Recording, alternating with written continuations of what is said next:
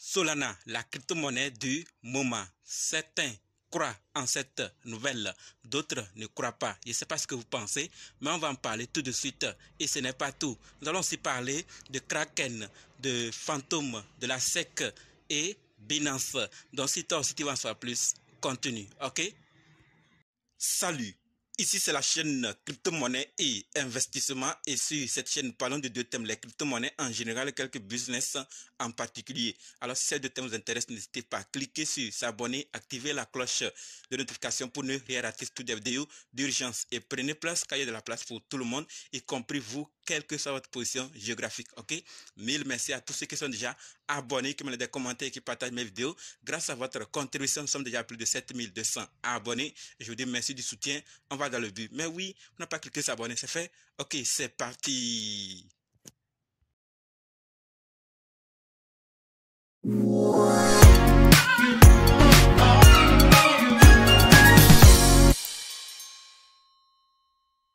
On commence avec Kraken. Je vous l'avais déjà dit par rapport à Donald Trump que ce n'est que le début. Aujourd'hui, c'est le cofondateur de Kraken qui fait un geste, un don, comme on nous le dit clairement. Le cofondateur de Kraken, Jez Powell, fait don de $1 million en Ethereum pour la campagne de Donald Trump. D'accord? Je suis ravi de rejoindre d'autres dirigeants de notre communauté pour s'unir derrière le seul candidat d'un grand parti pro-crypto à l'élection présidentielle de 2024 afin que les États-Unis puissent continuer à rester un leader dans la technologie blockchain. C'est très important aux yeux des patrons, aux yeux des cofondateurs, aux yeux des fondateurs, aux yeux des CEO des plateformes de crypto-monnaie. Tout ce qui est lié à la blockchain, c'est très important. Cette élection va apporter un plus en fonction ou un moins en fonction de la personne qui sera votée. Donc c'est très important pour eux et ils sont en train de tout faire pour soutenir celui qui est pro-crypto. Et nous savons que c'est Donald Trump. Donc s'il gagnait, on espère qu'il va favoriser. Mais tout ça, on le dit toujours, c'est l'avenir qui va nous confirmer sa réaction. C'est ce qu'il voulait partager par rapport à Kraken. Donc c'est le cofondateur. Après c'est qui va faire don encore? Tout compte fait, ce n'est pas encore terminé. Il y en aura sûrement d'autres. On en découvrira si vous n'êtes pas encore abonné. Abonnez-vous pour d'autres informations. En attendant de recevoir cette réponse ou la réaction de Donald Trump après l'élection, parlons de la deuxième nouvelle qui concerne Phantom. Je suis sûr que vous êtes sur le point où vous avez envie de télécharger ou d'utiliser. Alors, l'équipe de Phantom nous dit quelque chose de très intéressant et important à partager massivement. Comme on le dit clairement, une fausse application de wallet Phantom mis en avant sur l'App Store iOS draine les fonds des utilisateurs. Même si la fausse application comporte des red flags évidents, un logo légèrement différent, publié par Meta Voxify et non par Phantom Technologies, un seul avis et d'une seule étoile, répertorié dans la catégorie éducation par opposition et à utilitaire, où l'application originale existe. D'accord? Donc on parle de répertorié dans la catégorie éducation par opposition à utilitaire où l'application originale existe. L'application existe depuis dans la boutique depuis 17 ans et donc bien avant l'existence même de Solana et même Bitcoin. Il peut arriver à tout le monde de passer à côté et de se faire avoir. Donc, c'est des détails qu'il faut voir sur l'application. Lorsque vous rentrez sur App Store, cherchez ces détails-là. Et si ça correspond, vous saurez si c'est le vrai ou le faux. Parce que si vous mettez votre argent dans le faux ou dans la fausse application, c'est que c'est parti. Après, vous n'êtes plus au contrôle. Ils verront tout et ils pourront faire de ce qu'ils veulent de votre argent. Donc, restons vigilants par rapport à cela. recherchons toujours ces détails afin d'éviter d'en tomber dedans puisque notre argent, nous ne l'avons pas cueilli sur l'arbre où on ne sait pas réveiller, c'est près de nous. C'est plusieurs heures d'efforts qui peuvent en une seconde, en une minute, en quelques heures, partir dans les mains d'une autre personne sans effort. Donc, vigilance, d'accord? Soyez très vigilants et vérifiez toujours plusieurs fois avant de télécharger des applications liées à la crypto. Pas à la crypto seulement, à la blockchain de façon générale, parce qu'il y a d'autres produits et aussi à d'autres plateformes utiles, surtout liées à l'argent de façon générale. D'accord?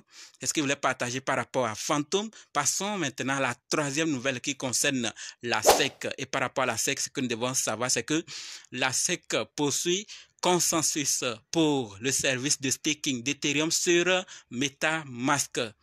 Depuis janvier 2023, Consensus s'est engagé dans l'offre et la vente non enregistrée de titres sous la forme de programme de staking d'actifs crypto et a agi en tant que courtier non enregistré par le biais de son service MetaMask Staking. Donc nous savons tous que ce qui est non enregistré, les régulateurs ne loupent pas.